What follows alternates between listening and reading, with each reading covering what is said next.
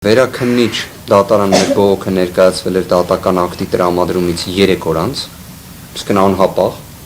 վերաքննիչ հակակոռուպցիոն դատարանը Տիկին Ժենյա Մելիքսեցյանի նախագահությամբ 3 մերժել էր մեր կողմից ներկայացված բողոքը, նաև մերժել էր դատախազության կողմից ներկայացված բողոքը, որին եւս անդրադարձ կատարեցինք, արդյոք ներկայացրել ենք նաև հարկադրված այլընտրանքային խափանման միջոցների հնարավոր կիրառման վերաբերյալ միջնորդություն, այո ներկայացրել ենք Գրավի չափի վերաբերյալ հավատացեք հատուկ չեմ ուզում դրա վրա ուշադրություն սևեռել, անկեղծ ասեմ ինչի համար, որովհետև այն աստիճան աբսուրդային իրավիճակում են գտնվում, որ իրապես այդտեղ գրավի հարց չպետք է քննարկվեր ընդհանրապես։ Գրավի հարց քննարկվում է, երբ որ ենթադրյալ մեղադրանքի պայմանը կալանքի միջնորդության շրջանակներում հաղթահարված է։ Այսինքն հիմնավոր կասկած առկա է լինում։ Այս դեպքում մենք ընդհանրապես դրա այդ գործ չունենք։ Բայց այո, հարկադրված դա ենք միջնորդում։ Միջնորդել ենք նաև թեկուզ այլընտրանքային խափանման միջոցները համակցված կիրառվեն։ Իդեպ դրան իհարկե նաև Սամվել Կարապետյանը հստակ իր դիրքորոշում ուներ, որ ինքը հեչ կողմ չէր նման միջնորդություն ներկայացնելու, պարզապես մենք որպես պաշտպաններ մեր կողմից ստիպված նշվածը միջնորդել էինք։ Տնային կալանք համակցված գրավով բացակայելու արգելքով, եւ որ պատկերացնեք միակ ռիսկը, որը դատարանը արձանագրել է, դա խոչընդոտելու ռիսկն է։ Իսկ խոչընդոտելու ռիսկը տնային կալանքի եւ գրավի համակցված կիրառման պայմաններում հնարավոր չի չզսպվի։ Պատկերացնում եք, իդեպ խոչընդոտելու ռիսկն էլ դատարանը փորձել է հիմնավորել իբրև այն անձանց վրա ազդեցությամբ, որոնք Հայաստանի Հանրապետությունում չեն։ Ողջամիտ իրականության մեջ այս ամենը պատկերացնել, այո դժվար է, բայց եկեք ես Վճռաբեկ դատարանին ցիտեմ։ 2025 թվականի ապրիլի 7-ին մի մեղադրանքով,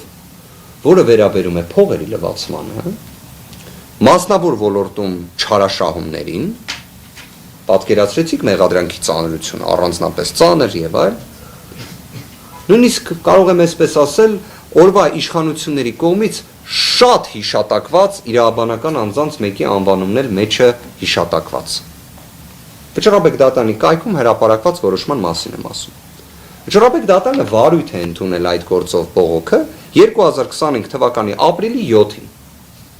Նախապատմությունն էլ ինչ էր առաջին ացյանի դատարանը տնային կալանքեր կիրառել առանց գրավի։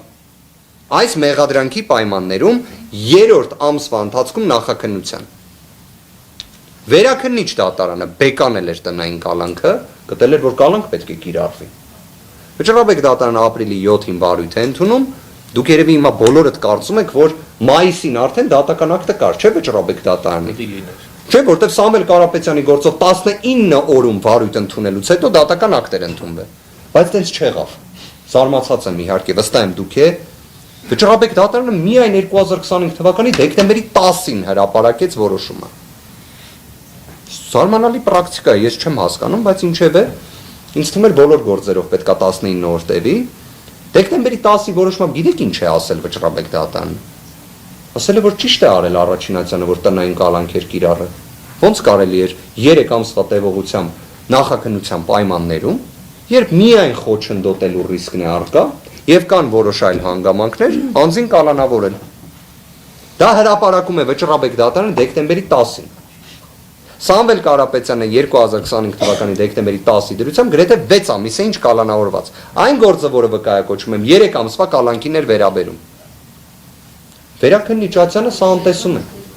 Վերաքննիչացյանը սա անտեսում է։ Մոտեցման ցածուն օրինակ։ Հիմա եթե այս վերածս օրինակից հետո